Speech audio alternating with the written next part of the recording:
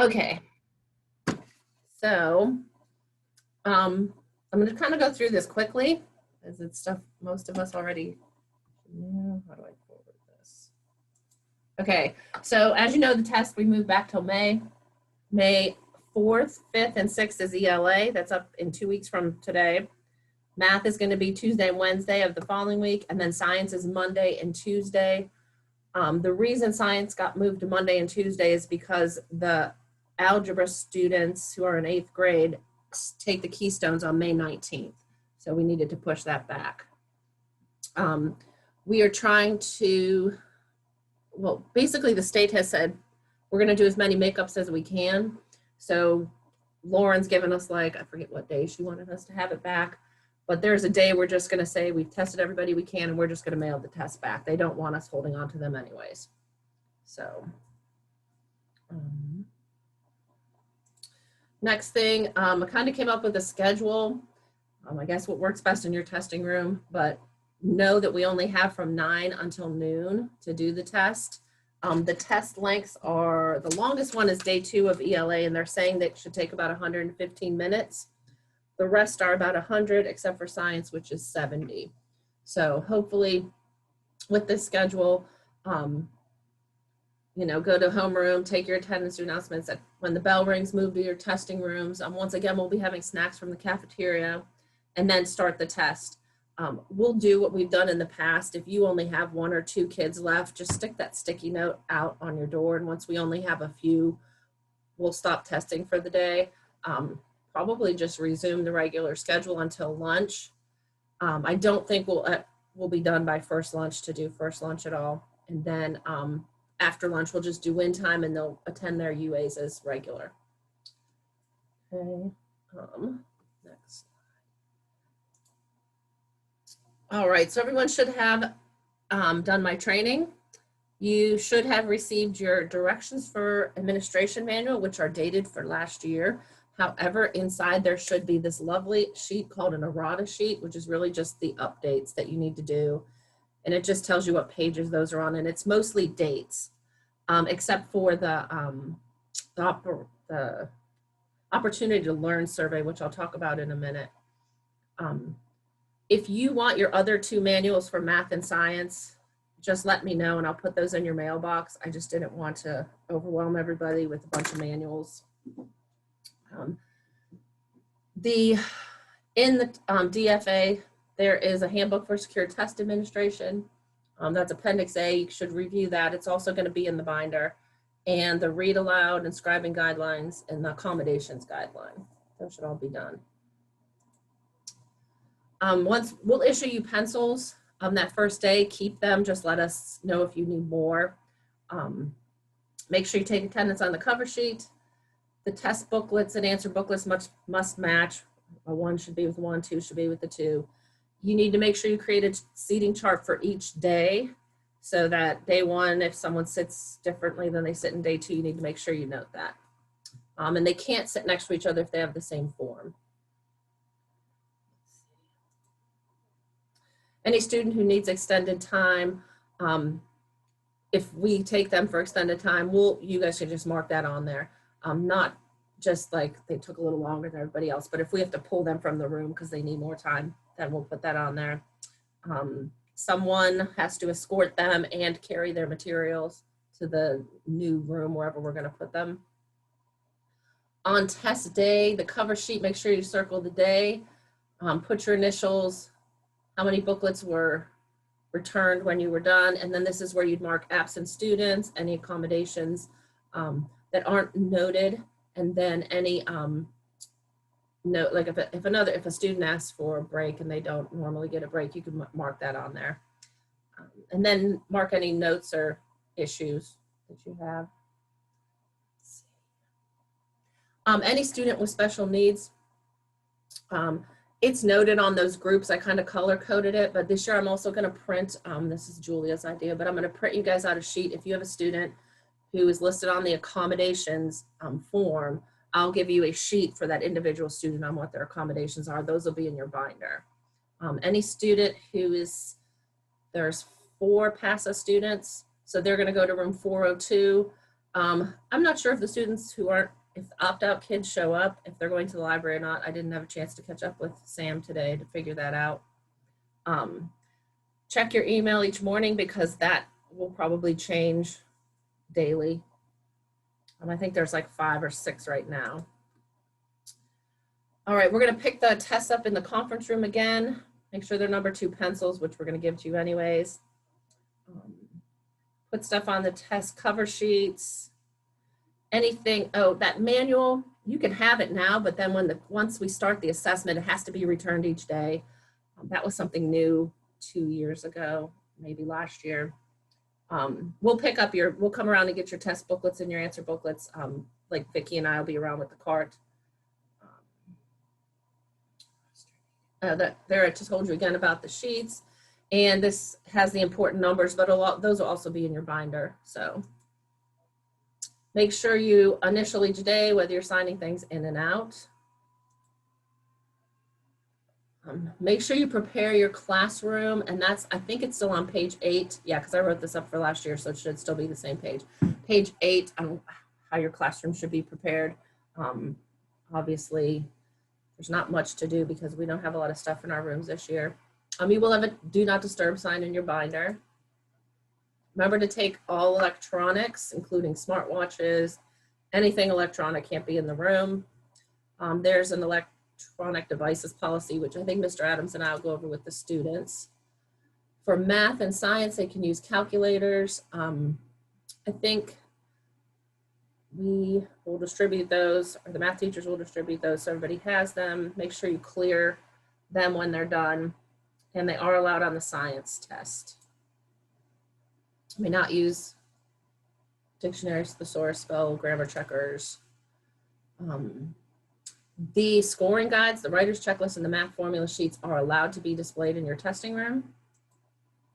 Make sure your barcode labels are correct. If anything's wrong, let us know the first day because those come from PIMS. So anything that's not right on there, we need to check with, we need to get a note to Alyssa so she can correct that for next year and for our results. Makeup sessions, we are going to make up whenever we can. So we'll be calling kids down for makeups if they missed a day, if they missed the morning. Probably call them in the afternoon, but we'll be trying to communicate that through phone or email. Scratch paper, so in your binder, there'll be yellow scratch paper and graph paper for the math and science test. Make sure we have to have that. If you give a kid a piece of paper and they do nothing with it, you still have to collect that from them and mark it in there because if they erase something, so we have to like shred that every day. When they give you your booklet, make them take their paper out. That's why we made it yellow, so you would notice it. And make sure they take that out and give it to you. Return it every day. And if you need more, Vicki and I have more in the office, just let us know. The response space, they only have what's on the paper to respond in.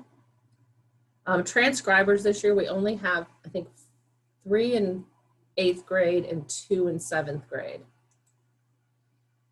The code of conduct, you should review that the first day. I think it's part of the test.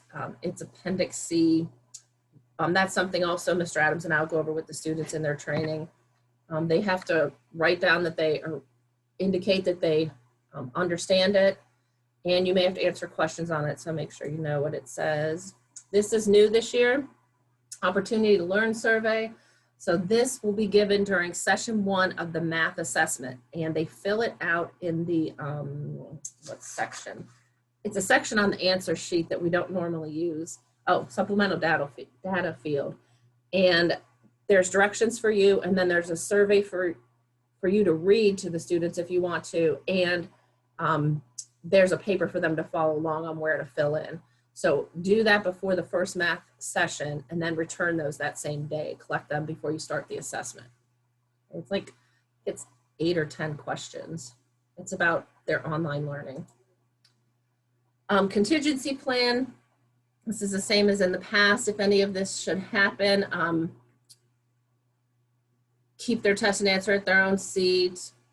After students have left, lock the door. Went out of the building. Try to get the kids not to discuss the test. when they come back, they should be working on the section that you were already working on. If there's an unruly student, collect their test and answer booklet, call the office, and someone will come remove the student. If there's a medical emergency, call the office or Rachel directly, depending on the severity. Test and answer booklets must be secure at all times. They should never be left unattended. The test administrator test security guidelines are in your binder, so you have that.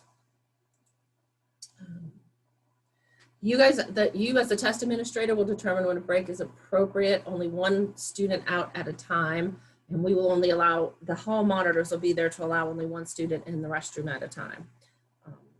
You guys should remain in the room. Obviously, if you need a break, just let one of us know. All right, so in your assessment bin, we have the same bins we had last year. You should have all your test and answer booklets plus that binder. Oh, that picture's blurry. And in your binder has all the things you need, that checklist of what you need to turn in, your manual, which you guys have right now for ELA, a reminder sheet of just things to remember, that errata sheet that goes with the manual, test cover sheet, seating charts, that survey will be in there for the math test, do not disturb signs, contingency plans, that handbook, checklist, formula and scoring sheets, and your scratch and graph paper. That is all I have. So, do you guys have any questions while we're doing this? I do. If the kids finish the test early, is there a plan? Do we stay in our testing rooms? Do we disperse? Stay in your testing rooms until we make an announcement, because usually when we have like 2 or 3 kids per grade level, we'll pull them and take them separately to finish because you've given all the directions. But we'll probably wait till we only have a few. And when that announcement is made, will they be going to classrooms? Like what should we as classroom teachers be planning for those weeks? I don't know, because we've never started testing at 9 a.m. before, so I'm not sure. So I would assume if we're done, right, go to period, I mean, I would guess they would go to period 4. If there's only a little time left before lunch, we might send them to homerooms. We'll announce what to do. But with only, especially during ELA, with only the 3 hours, I'm not sure if we'll have enough time for anything else, so. I would suggest you have, as always, have something in your pocket in case we do have to teach, want to move forward with the curriculum. But in any regards, the kids should know that the entire testing time, they're there. The kids should plan to be there and work, and that they're not being dismissed until whatever time Kelly had on that schedule, so that they know that no matter how fast they go, nobody's going anywhere. So hopefully it'll be in their best interest to take their time, process their actions, give their best effort, and instead of hurrying through and sitting there and being bored out of their mind, because we're not letting them loose until almost everyone's done. And then after that, I suggest that you guys have your favorite plan B, C, and D in your pocket, as all of us do. Except Alexis, because she's new. Everybody else knows to have something in their back pocket so that the children don't eat you. Yeah, Kelly, you said something about preparing your classroom, and it was on page 8. Page 8 of what? The manual. It's not on page 8 of the manual that I have. I'll have to look it up. All right. Should be on there, but. Oh, right there. Okay, it's on page 7. I got it. Page 7, okay, sorry. I looked at page 8 and it wasn't there, and I thought maybe I had the wrong book or something. It was probably page 8 in 2019. Not Got it. year. All right. I don't Good think I updated this last year. Kelly, I don't know what our asynchronous kids who haven't been in school all year, are they coming in for the test? They're supposed to. Okay, so they're already scheduled into our groups and everything? Yep.